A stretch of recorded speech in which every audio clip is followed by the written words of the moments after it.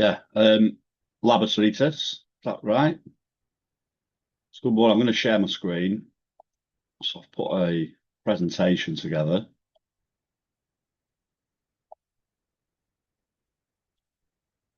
Okay, so everybody see that?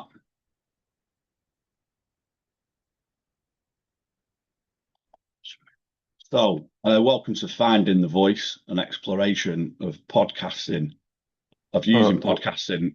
Can you Rob, hear for me? the moment, probably you shared the entire screen of the computer. If you can stop sharing Oh, and then share again just the PowerPoint, yeah? And don't forget to share sound because you wanted to share the sound. yes, sound should be on. And then so when you share, just click on the PowerPoint. Is that just the one screen? Yes, now it's good. Yeah. Thank you. Right, I'll start from the beginning. So, welcome to Finding the Voice, and exploration of using podcasting as a way to connect with communities, but in particular young people. So, who am I? I'm Raob Mason, and I'm a podcaster or work in podcasting amongst a few other things. So, in 2021, I successfully planned, curated, and produced and released the Middle Isle podcast with a group of friends. So after talking about starting a podcast, we decided that we would need a format, and so the Middle Isle podcast was born. Do you guys have Lidl and Aldi in Lithuania? We have little, but not Aldi. Do you have do the Middle Isles? They have silly items.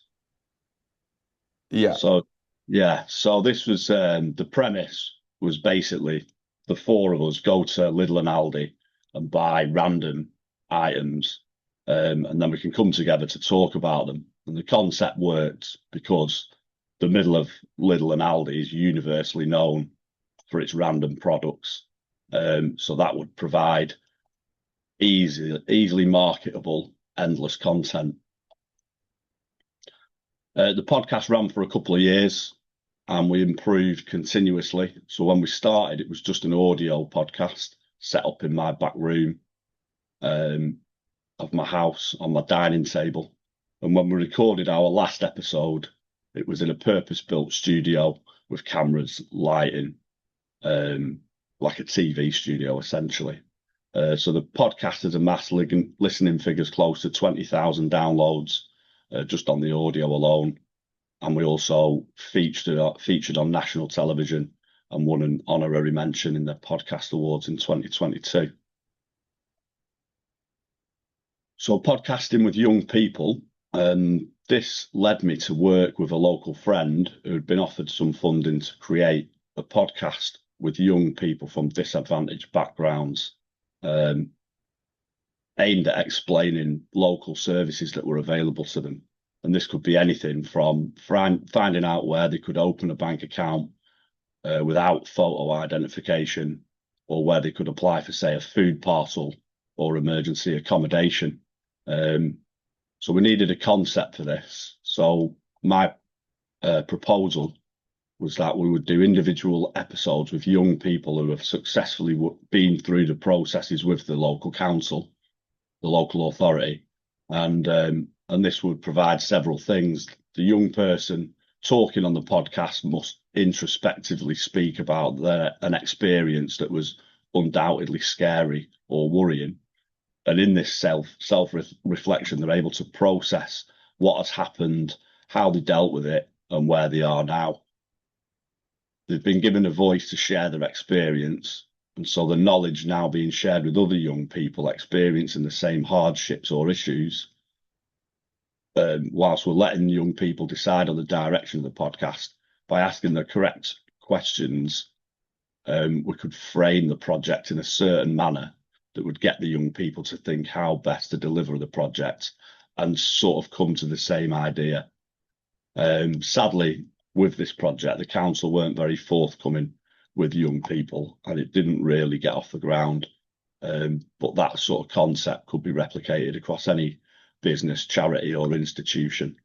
It might be an interesting idea for you to think about during this presentation about what a podcast would look like in whatever capacity you work in. So you're all obviously aware of Erasmus Plus.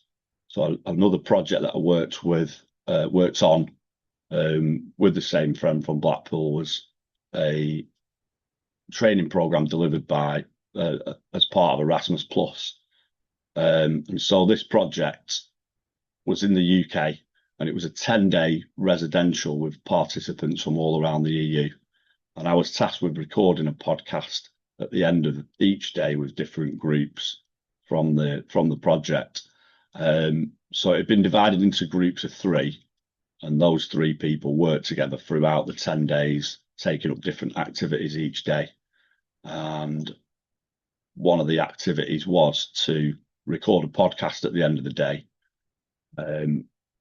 where we spoke about reflections on the day.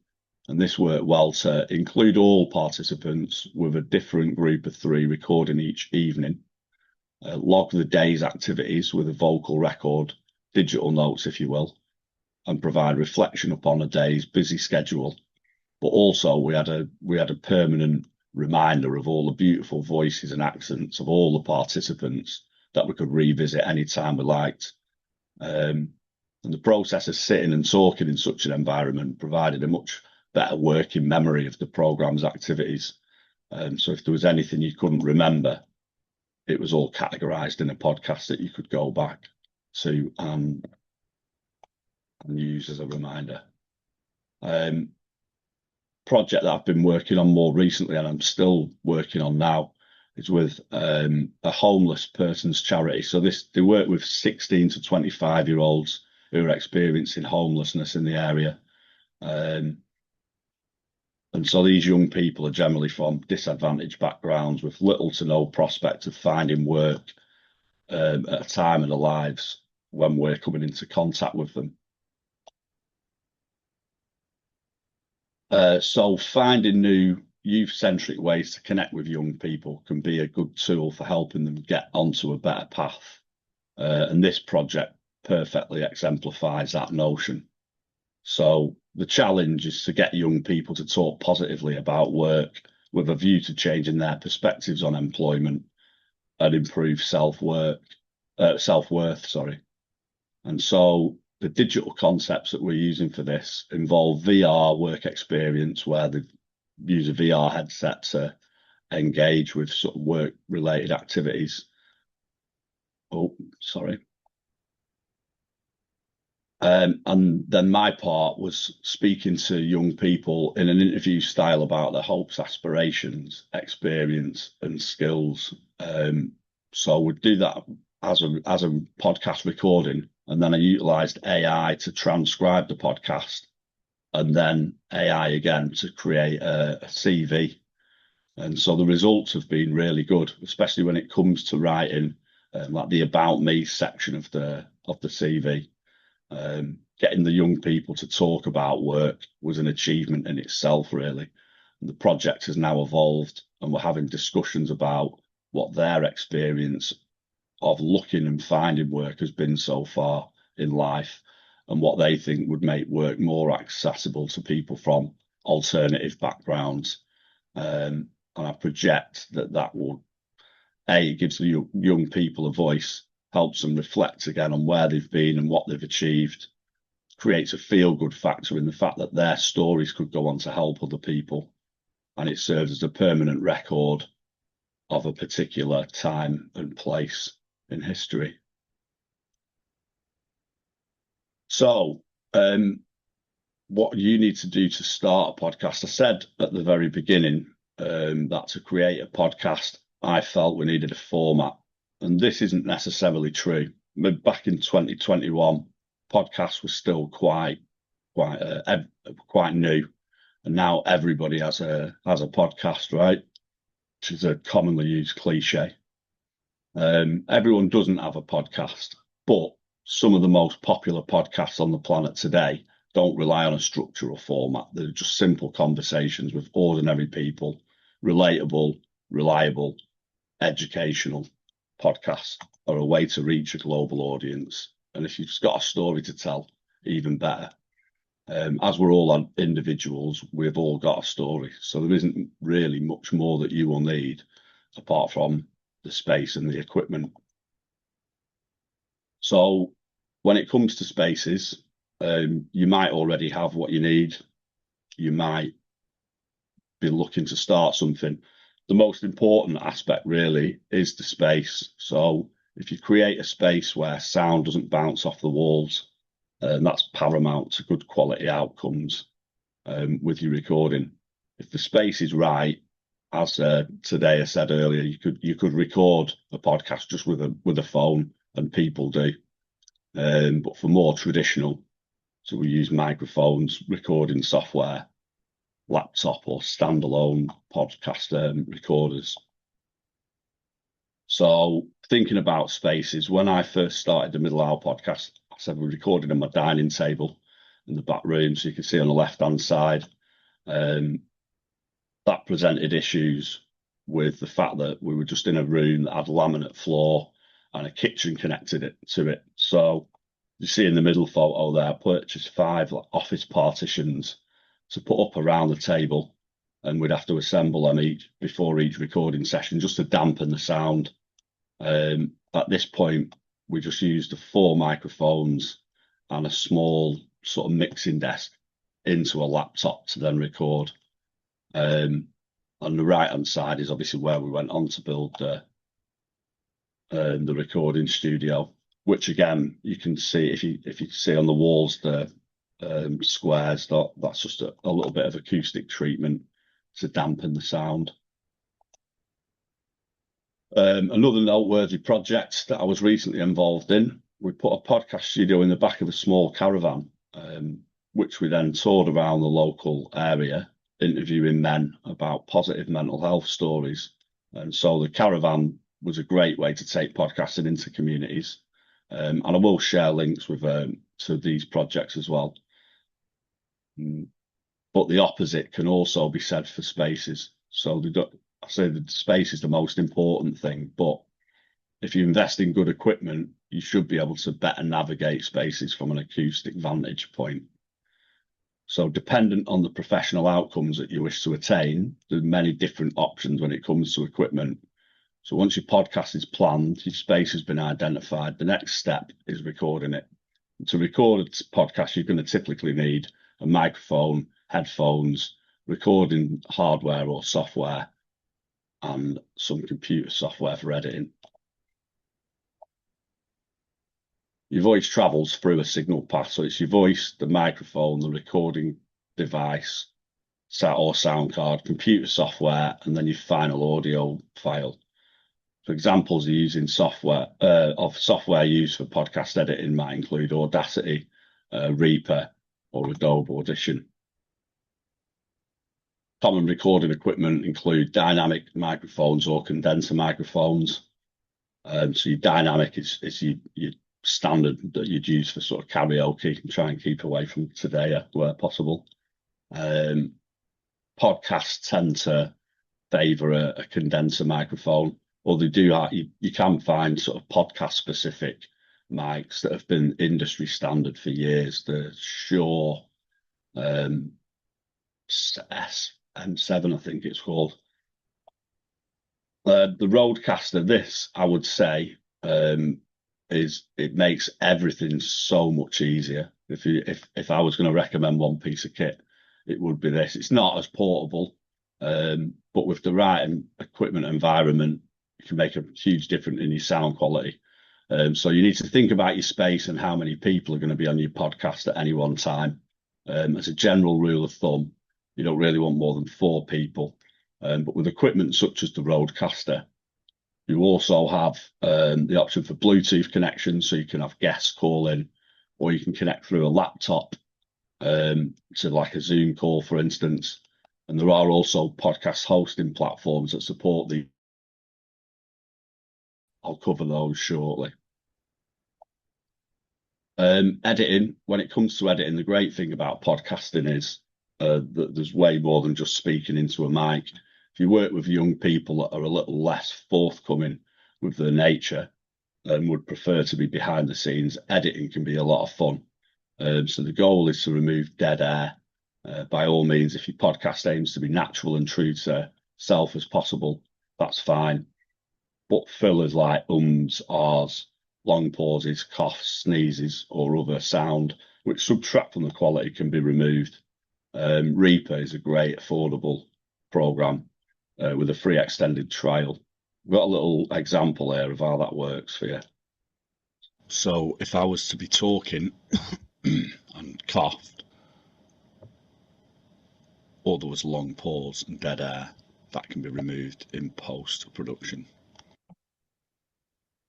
So it's a really simple process of just chopping out the sound that are easy for young people to pick up and engage with. But then so if I was to be talking and cough, or there was a long pause and dead air, that can be removed in post-production. So that's the question as well before around language used in a podcast. Obviously, if there's anything untoward that's been said, that it can be easily removed in post-production. And once you've produced, recorded, and rendered your podcast, it's time to share it with the world. So the process would be that you upload to a server such as Buzzsprout or Riverside, which then produces an RSS feed, and that is fed through to all good podcast hosts that you have connected with.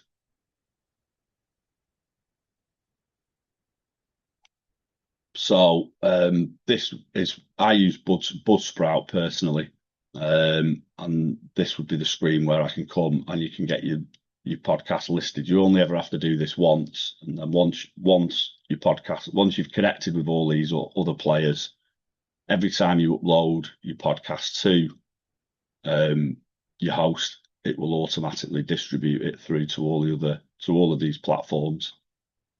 Again, I was talking about how there are different ways to get involved with podcasting that aren't necessarily just talking behind a microphone. So this is what one of our uploads would look like. We've got a title at the top. You've got a description, episode name, and then also there would be hashtags and things like that to think about. Riverside is the other platform that I mentioned earlier, and they have guest facilities built in, such as sort of Zoom call, so you can Zoom guests in with a video as well.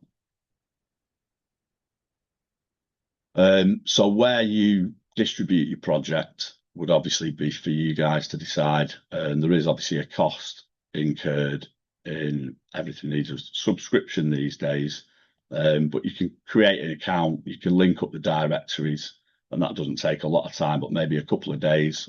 It's worth doing that before you've got your podcast ready to release, I would say, so everything is good to go, and that will distribute it through to podcast players such as Spotify, iTunes, Google, or any other reputable player. So the idea really here as well is you'd be able to monitor your analytics, so you can see from ours, you can see which platforms it's been most popular on. You can also see we managed to reach 6 of the 7 continents. We've not quite conquered Antarctica yet, but it is on the list. And so what we're looking to do is give young people a voice and an audience that is both empowering and a fulfilling gift, especially where young people have faced adversity or struggles. Self-reflection is obviously the best way to work through and understand the challenges that we've faced. Additionally, a final result of a published podcast adds a layer of achievement, cementing recording their progress in life.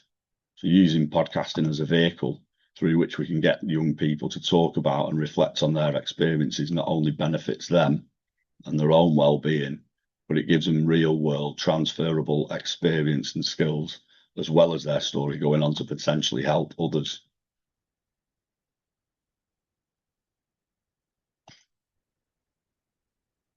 Again, so just a few of the other roles, like I say, not everybody will be into sharing and talking in front of a microphone, and that's fine. The other roles that could be considered the writing. So some elements of the podcast will need to be scripted for consistency.